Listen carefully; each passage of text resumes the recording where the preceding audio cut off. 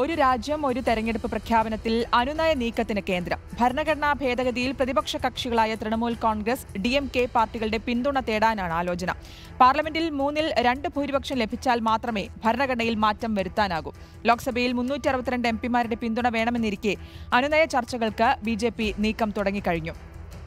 സാഹചര്യം അനുകൂലമെങ്കിൽ പാർലമെന്റിന്റെ ശൈത്യകാല സമ്മേളനത്തിൽ ബിൽ അവതരിപ്പിച്ചേക്കും. നോബൽ മാരിക്കാരൻ നൽകും വിശദാംശങ്ങൾ. Nobel, good morning. എന്തായാലും ഈ ഒരു നീക്കത്തിലേക്ക്, അതായത് അനുനയ നീക്കത്തിലേക്കുള്ള ചർച്ചകളൊക്കെ ആരംഭിച്ചു കഴിഞ്ഞോ? എങ്ങനെയാണ് അതിന്റെ ഒരു നീക്കങ്ങൾ നടക്കുന്നത്? ഈ ഒരു സാഹചര്യം അനുകൂലമാക്കുക എന്നത് തന്നെയല്ലേ പാർലമെന്റിന്റെ ശൈത്യകാല സമ്മേളനത്തിൽ ബിൽ അവതരിപ്പിക്കാനുള്ള നീക്കത്തിന് പിന്നിൽ?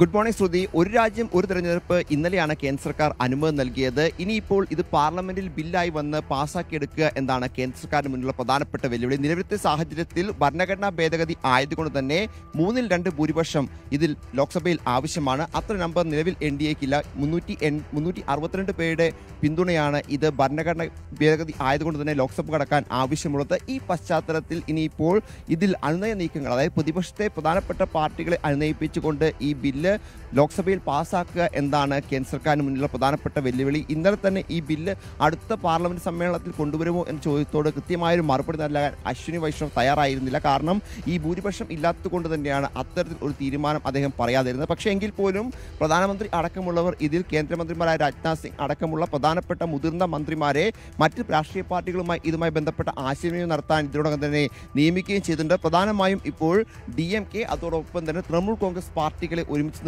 ഒപ്പം നിർത്തിക്കഴിഞ്ഞാൽ ഈ ബില്ല് അനായാസം പാസ്സാക്കാൻ കഴിയും എന്നാണ് കേന്ദ്ര സർക്കാരിന് മുന്നിലുള്ള പ്രധാനപ്പെട്ട കാര്യം. അതുകൊണ്ട് തന്നെ പ്രധാനമായും ഈ രണ്ട് പാർട്ടികളോടും ആശയവിനിമയം നടത്തുക എന്നാണ് BJP ലക്ഷ്യം വെക്കുന്നത്. പക്ഷേ ഈ രണ്ട് പാർട്ടികളും ഇതിൽ കൃത്യമായ നിലപാട്, പ്രത്യേകിച്ച് BJPക്ക് എതിരെ പശ്ചിമ ബംഗാളിൽ നേർക്കുനേർ പോരാടുന്ന പാർട്ടിയാണ് തൃണമൂൽ കോൺഗ്രസ്. അതോടൊപ്പം തന്നെ DMK ആണെങ്കിൽ പോലും തമിഴ്നാട്ടിൽ BJPയെ ശക്തമായി എതിർക്കുന്ന പാർട്ടികളാണ്. ഈ രണ്ട് പാർട്ടികളെ അനുനയിപ്പിക്കുക എന്നത് പറയുന്നത് ഒട്ടും എളുപ്പമുള്ള കാര്യമല്ല. പ്രത്യേകിച്ച് പശ്ചിമ ബംഗാളിൽ ഒരു രാജ്യം ഒരു തെരഞ്ഞെടുപ്പ് എന്ന് പറഞ്ഞാൽ ലോക്സഭാ തെരഞ്ഞെടുപ്പ്, നിയമസഭാ തെരഞ്ഞെടുപ്പ് ഒരുമിച്ച് നടക്കുകയാണെങ്കിൽ പക്ഷേ പശ്ചിമ ബംഗാളിൽ തൃണമൂൽ കോൺഗ്രസിന് അധികാരം പോലും നഷ്ടപ്പെടാനുള്ള സാഹചര്യമുണ്ട് എന്നത് പ്രധാനപ്പെട്ട കാര്യമാണ്. അതുകൊണ്ട് തൃണമൂൽ കോൺഗ്രസും മമതാ ബാനർജിയും ഇതിനെ അംഗീകരിക്കുമോ എന്ന ചോദ്യം പ്രധാനപ്പെട്ടതാണ്. സമാനമായ സാഹചര്യം തന്നെയാണ് തമിഴ്നാട്ടിലും ഇക്കാര്യത്തിൽ ഉള്ളത്. ഏതാണെങ്കിലും ഈ പാർട്ടികളെ, പ്രത്യേകിച്ച് DMK അതോടൊപ്പം തന്നെ തൃണമൂൽ കോൺഗ്രസ് പാർട്ടികൾക്കൊപ്പം തന്നെ മറ്റ് പ്രതിപക്ഷത്തെ പാർട്ടികൾ, ഈ മുസ്ലിം ലീഗും അതോടൊപ്പം തന്നെ കേരള കോൺഗ്രസ് അടക്കമുള്ള പാർട്ടികളൊന്നും ഇതിൽ നിലപാട് പറഞ്ഞിട്ടില്ല. മൊത്തം 15 പാർട്ടികളാണ് ഇതിനെ എതിർത്തുകൊണ്ട് നിൽക്കുന്നത് കോൺഗ്രസിന്റെ നേതൃത്വത്തിൽ. ആ പാർട്ടികളെല്ലാമായി സംസാരിക്കും എന്നാണ് നമുക്ക്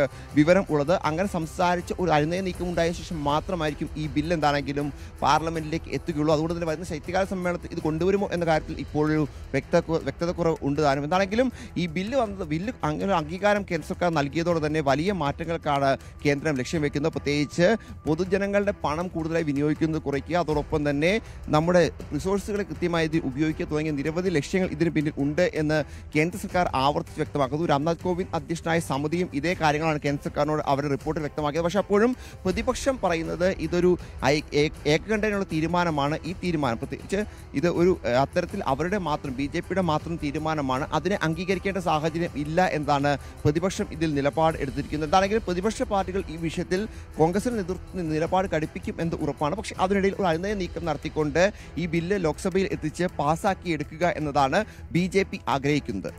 ശരി, നോബൽ മാരിക്കാരനാണ് ദില്ലിയിൽ നിന്നും വിശദാംശങ്ങൾ നൽകിയത്.